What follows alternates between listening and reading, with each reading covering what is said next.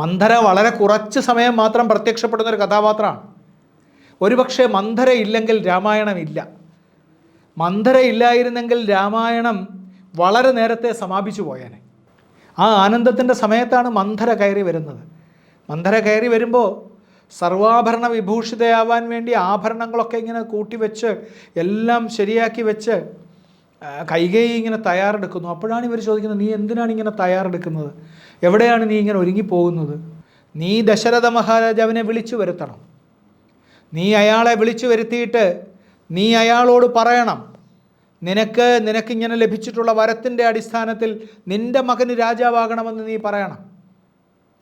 അവിടെ വച്ച് രാമായണത്തിൻ്റെ കഥ നമ്മൾ കാത്തിരുന്നതല്ലാത്ത ശ്രീരാമൻ്റെ ജീവിത ഗതി ഇങ്ങനെ പുരോഗമിച്ച് മുമ്പോട്ട് പോകുന്നതിൽ നിന്ന് വ്യത്യസ്തമായി പൂർണ്ണമായും മാറിമറിയുന്ന അവിടെ വച്ചാണ്.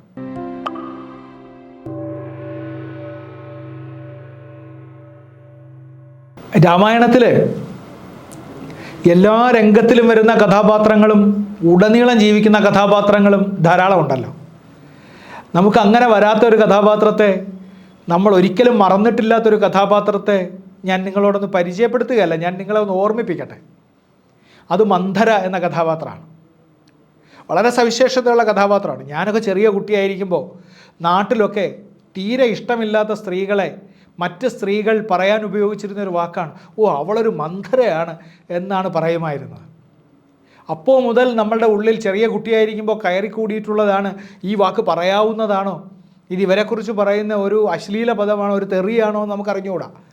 നമ്മൾ വളർന്നു വരുമ്പോഴാണ് നമ്മൾ അതേക്കുറിച്ച് മനസ്സിലാക്കുന്നത്.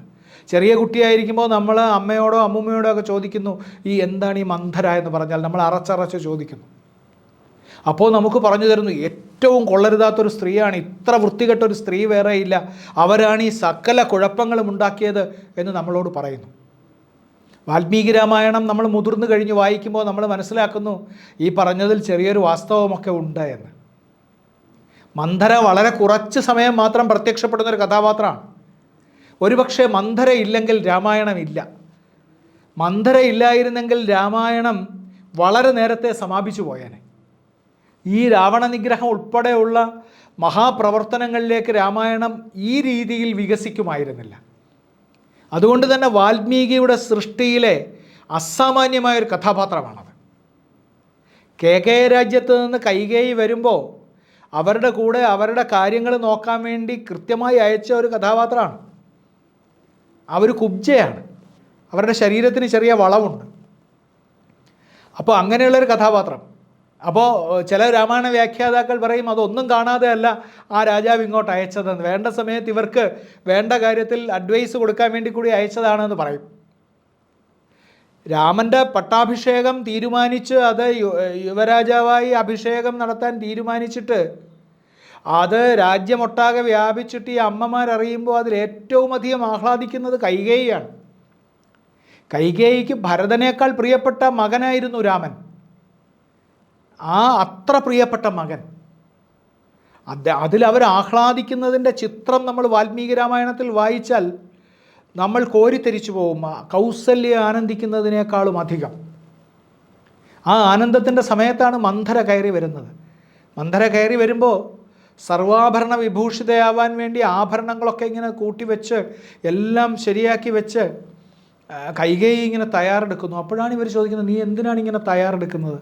എവിടെയാണ് നീ ഇങ്ങനെ ഒരുങ്ങിപ്പോകുന്നത്? അപ്പോൾ കൈകേയി പറയുന്നു, അറിഞ്ഞില്ലേ, നമ്മളുടെ രാമന്, എൻ്റെ മകൻ രാമന് യുവരാജാവായിട്ട് അഭിഷേകം ചെയ്യാൻ പോകുന്നു എന്നാണ്. എൻ്റെ മകൻ, ആ തോന്നലുണ്ടായിരുന്നു ഈ അമ്മമാർക്ക്. അപ്പോഴാണ് മന്ധര പറയുന്നത്, നീ മഹാവിഡ്ഢിയാണ് എന്ന്. പക്ഷേ കൈകേയി കേൾക്കുന്നില്ല കേട്ടോ. കൈകേയി അപ്പോൾ ചെയ്യുന്നത് അവർക്കൊരു രത്നഹാരം കൊടുക്കുകയാണ് സമ്മാനമായിട്ട്. ആ രത്നഹാരം കഴുത്തിലേക്ക് ഇട്ടുകൊടുക്കുന്നു. കഴുത്തിലേക്ക് ഇട്ടുകൊടുക്കുമ്പോൾ മന്ധര ചെയ്യുന്നത് ആ രത്നഹാരം പിടിച്ച് പൊട്ടിച്ചെറിഞ്ഞിട്ട്, എനിക്ക് നിൻ്റെ രത്നഹാരം ആവശ്യമില്ല, അതിങ്ങനെ ഈ തറയിലൊക്കെ രത്നങ്ങൾ ചിതറിപ്പോകുന്ന വിധത്തിൽ അതിനെ വലിച്ചെറിയുന്നു.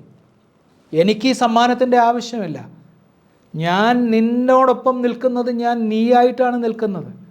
എന്താണ് ഈ ചെയ്യുന്നത് നീ? രാമൻ രാജാവായാൽ നിൻ്റെ ഒരവസ്ഥ എന്താവും? നീ കൗസല്യയുടെ ദാസിയാവും. നിൻ്റെ ഭരതൻ എന്ന രാജകുമാരൻ, നിൻ്റെ മകൻ ഈ രാമൻ്റെ അടിമയായി ജീവിക്കേണ്ടി വരും. പക്ഷേ കൈകേയി കേൾക്കുന്നില്ല കേട്ടോ.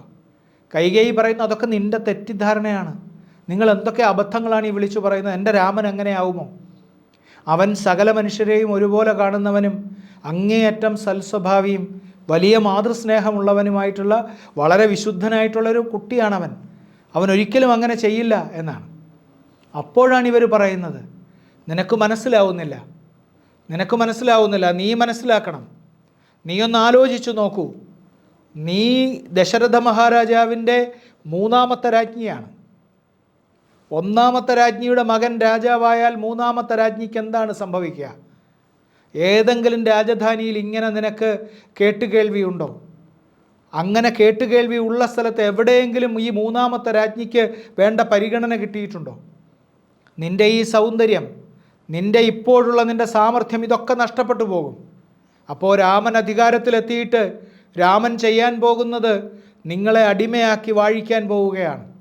നിങ്ങളൊക്കെ ഇവിടെ അടിമകളായി, നിങ്ങളൊക്കെ ഇവിടെ ഒന്നിനും അധികാരമില്ലാത്തവരായി, എല്ലാ തരത്തിലും താഴ്ത്തപ്പെട്ടവരായി ഇവിടെ ജീവിക്കുമെന്ന് അവർ വീണ്ടും വീണ്ടും വീണ്ടും പറഞ്ഞു കൊടുക്കുകയാണ്.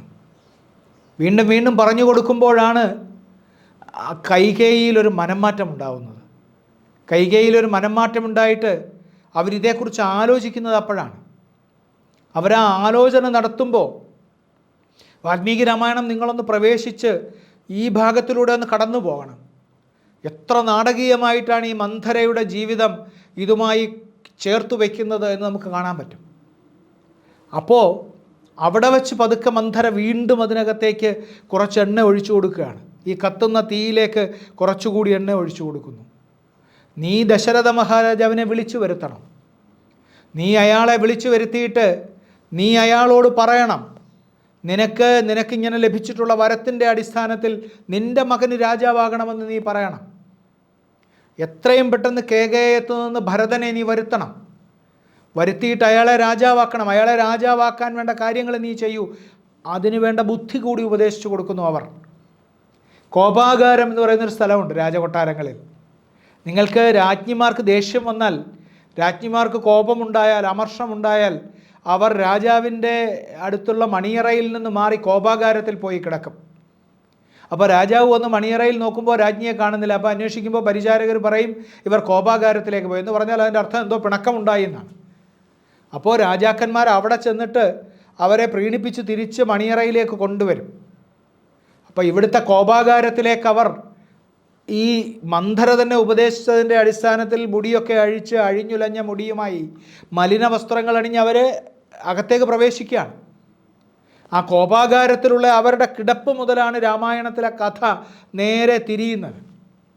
അതുവരെ നമ്മൾ വളരെ ഹൃദ്യമായി പുരോഗമിച്ചു പോകുന്ന ഒരു കഥാഗതിയിൽ വളരെ പെട്ടെന്നാണ് ഒരു പരിണാമം ഉണ്ടാകുന്നത്. അവിടെ കോപാകാരത്തിലേക്ക് ദശരഥൻ ചെന്നിട്ടാണ് അദ്ദേഹം ദയനീയമായിട്ട് ഇവരോടുള്ള താല്പര്യം അദ്ദേഹത്തിന് വർദ്ധിച്ചുപോയി. വലിയ താല്പര്യം വർദ്ധിച്ചുപോയി. യുവതിയായതുകൊണ്ട്, സാമർഥ്യമുള്ളതുകൊണ്ട്, അദ്ദേഹത്തിൻ്റെ ഏറ്റവും പ്രിയപ്പെട്ട പത്നിയായതുകൊണ്ട് ഇവരോടുള്ള താല്പര്യം വർദ്ധിച്ചു പോയിട്ട് അദ്ദേഹം അവരോട് കെഞ്ചി അപേക്ഷിക്കുകയാണ് അവരൊന്ന് മയപ്പെടാൻ. ആ സന്ദർഭം നോക്കിയാണ് അവർ ദശരഥനോട് ഒരിക്കൽ അവർ ആവശ്യപ്പെട്ടിരുന്ന വരങ്ങളെക്കുറിച്ച് ആവശ്യപ്പെടുന്നത്. അവിടെ വച്ച് രാമായണത്തിൻ്റെ കഥ നമ്മൾ കാത്തിരുന്നതല്ലാത്ത ശ്രീരാമൻ്റെ ജീവിത ഗതി ഇങ്ങനെ പുരോഗമിച്ച് മുമ്പോട്ട് പോകുന്നതിൽ നിന്ന് വ്യത്യസ്തമായി പൂർണ്ണമായും മാറിമറിയുന്ന അവിടെ വച്ചാണ്. ഈ മന്ധര എന്ന കഥാപാത്രത്തെ വെച്ചിട്ടാണ്. ഇവർ പോയി തിരിച്ചു വന്നിട്ട് മന്ധരയെ സന്ധിക്കാൻ ശ്രമിക്കുമ്പോൾ, മന്ധരയെ കൊല്ലാൻ ശ്രമിക്കുമ്പോൾ തടയുന്നതും എൻ്റെ ഓർമ്മ കൗസല്യാണ് തടയുന്നതെന്നാണ്. അവരെ കൊല്ലുന്നില്ല, അവരെ കൊല്ലുകയോ ഉപദ്രവിക്കുകയോ ചെയ്യുന്നില്ല, അവരെ അങ്ങനെ തന്നെ വിട്ടുകളയാണ് ചെയ്യുന്നത്. അപ്പോൾ നമ്മൾ രാമായണത്തിലെ കഥയിൽ ഇത്രയേറെ ചെറിയൊരു ഭാഗത്ത് മാത്രം പ്രത്യക്ഷപ്പെടുകയും ഇത്രയും വലിയൊരു ധർമ്മം നിർവഹിക്കുകയും ചെയ്യുന്ന വേറൊരു കഥാപാത്രത്തെ നമുക്ക് കാണാൻ സാധ്യമല്ല. രാമായണം ഒരർത്ഥത്തിൽ നോക്കിയാൽ, നമ്മളിപ്പോഴൊക്കെ പുതിയ ഭാഷയിൽ പറഞ്ഞാൽ, വളരെ ഫീൽ ഗുഡായിട്ടുള്ളൊരു പുസ്തകമാണ്. രാമായണത്തിൽ അതിലെ പ്രതിനായകനായാലും അതിലെ നായകനായാലും എല്ലാം ഓരോ ഭാഗത്തും കുറേ നന്മകളോടുകൂടി ജീവിക്കുന്ന മനുഷ്യരാണ്. രാക്ഷസന്മാരായാലും മൃഗങ്ങളായാലും വാനരന്മാരായാലും പക്ഷികളായാലും വൃക്ഷങ്ങളായാലും ഒക്കെ പൊതുവെ ഒരു ഫീൽ ഗുഡാണ് അതിൻ്റെ ഒരു പൊതുവായിട്ടുള്ള നമ്മുടെ അനുഭവം. ആ ഫീൽ ഗുഡായിട്ടുള്ള കഥയിൽ ഒരിക്കലും അങ്ങനെയല്ലാത്ത ഒരു കഥാപാത്രത്തെ വാൽമീകി നിബന്ധിച്ചു വച്ചിരിക്കുന്നു, മന്ധര. ആ കഥാപാത്രത്തിൻ്റെ സൃഷ്ടി അനന്യമാണ് എന്ന് വേണം പറയാൻ. അതിന് സമാനമായ കഥാപാത്രങ്ങൾ പിൽക്കാലത്ത് നമ്മൾ നാടകങ്ങളിൽ നോക്കുമ്പോൾ വിശ്വസാഹിത്യത്തിൽ പലയിടത്തും നമുക്ക് കണ്ടെടുക്കാൻ കഴിയും. പക്ഷേ ഭാരതീയ സാഹിത്യത്തിൽ ഒരേ ഒരു മന്ധര മാത്രമേ ഉള്ളൂ. അത് വാൽമീകി രാമായണത്തിൽ വാൽമീകി വളരെ കൃത്യമായി സൃഷ്ടിച്ചിട്ടുള്ള ഈ അപൂർവ കഥാപാത്രമാണ്.